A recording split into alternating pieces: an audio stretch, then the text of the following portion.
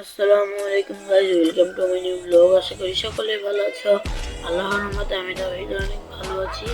আজকে টাইটেল আর থাম্বনেল দেখে তোমরা অনেক কনফিউজ হতে পারো, কিন্তু কনফিউজ হওয়ার কোনো কারণ নেই। যেটা ব্লগে ছিল ওইটাই হবে, কারণ আমি রমজান মাসে 30 দিনে 30টা ব্লগ বানানোর চ্যালেঞ্জ করতেছি। তো সবাই পাশে থাকবো, সবাই লাইক সাবস্ক্রাইব করবো, আর ভিডিওতে গিয়ে সব কিছু বলবো। বেশি পক পক বক বক করবো না, আমরা আজকে ভিডিওটা শুরু করব। Let's go.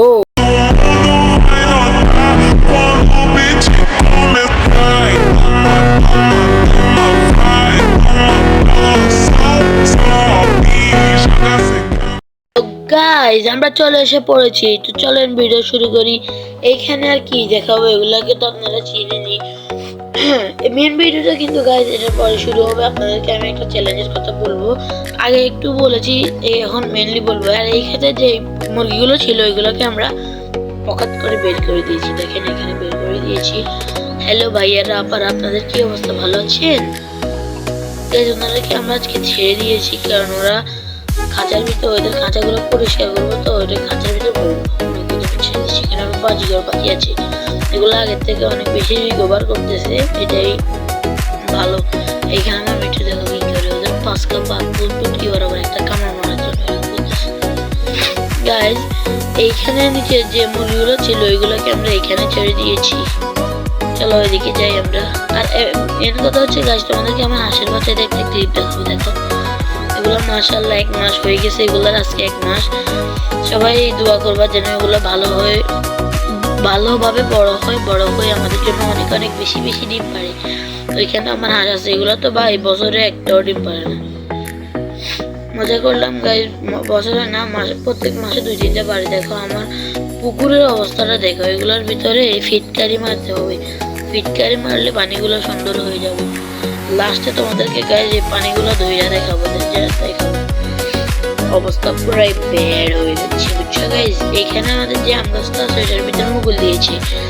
এগুলো বাদ দিয়ে আমরা কিছু কথা বলি, তোমাদেরকে শোনো গাইজ। আমরা 30টা ব্লগ বানানোর চ্যালেঞ্জ করবো রমজান মাসে। প্রথম রমজান থেকে আমরা 30টা ব্লগ বানানোর চ্যালেঞ্জ করবো। তোমরা সবাই উড়াধুরা লাইক সাবস্ক্রাইব কমেন্ট করবা, আমাদেরকে মোটিভেশন করবা। মোটিভেশন করলে আমি তোমাদের জন্য 30 দিনে 30টা ব্লগ বানাবার চ্যালেঞ্জ করবো গাইজ। তোমাদের জন্য করতেছি, তোমরা তো লাইক সাবস্ক্রাইব করবাই।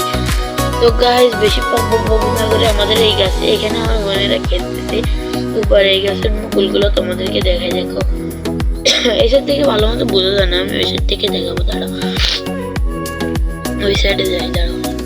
এই দেখো গাইজ, এখান থেকে একদম স্পষ্ট বোঝা যাচ্ছে। এই দেখো দেখছো, এগুলো হচ্ছে আমের মুকুল। এই দেখো এগুলো আমের মুকুল। আবার কেউ পাতাকে আমের মুকুল মনে করিও না, দেখা যাচ্ছে সবুজ না, এগুলো একটু রাইট কালারের। দেখো মুরগিটা কোথায় হয়েছে, এইগুলোর কথা বইলা ভাই কি শেষ করতে পারবো। এগুলো দেখো চিনা, এগুলো 6টা ছিল, এগুলো ছিল 9টা থেকে আমরা 3টা গিলে ফেলেছি, মানে খেয়ে ফেলেছি আর কি, আর 6টা আছে। এটা গাইজ এখানে প্রত্যেকটা দিনে মুরগিটা এখানে। আমি আমার হাঁসের বাচ্চাগুলোকে তোমাদেরকে দেখাই, দাঁড়াও। ওরা এই দেখো পুকুরে নেমে গেছে, ওরা এখন একদম ফুল ফ্রিডম পাচ্ছে। ওরা এখন ওদের ইচ্ছা মতো বেরিয়ে যায়, ওদের ইচ্ছা মতো ওরা যে সময় পুকুরে নেমে যায়, কিন্তু ভয় পায়। একটা কাক দেখছে, এখানে একটা কাক আসছে, ওই যে দেখে ভয় উঠে যেতেছে।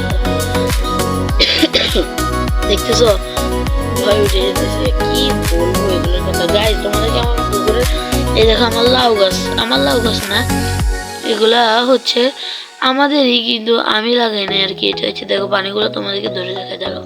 হ্যাঁ নামছি, দেখো পানিগুলোর অবস্থা দেখো। এই দেখো কি সবুজ হয়েছে, আমার হাতের অবস্থা খারাপ হয়ে যাচ্ছে। এখন কি আমি হাতে আবার ধুতে হবে, তোমাদেরকে একটু দেখানোর জন্য দেখাইছি আর কি। দেখো যে নাচিগুলো এখন পুকুরে নেমে যাবে। গাইজ আমার শরীর অনেক অসুস্থ, তাই কারণে একটু কাশি আসতেছে, এগুলো তোমরা মানিয়ে নিও।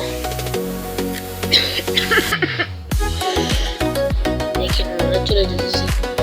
তো গাইজ আজকের জন্য এটুকুই, টাটা বাই বাই, আল্লাহ হাফেজ। সবাই সবার খেয়াল রাখবেন। আশা করি যে 30টা ব্লগে আপনাদের অনেক সাপোর্ট পাবো। টাটা।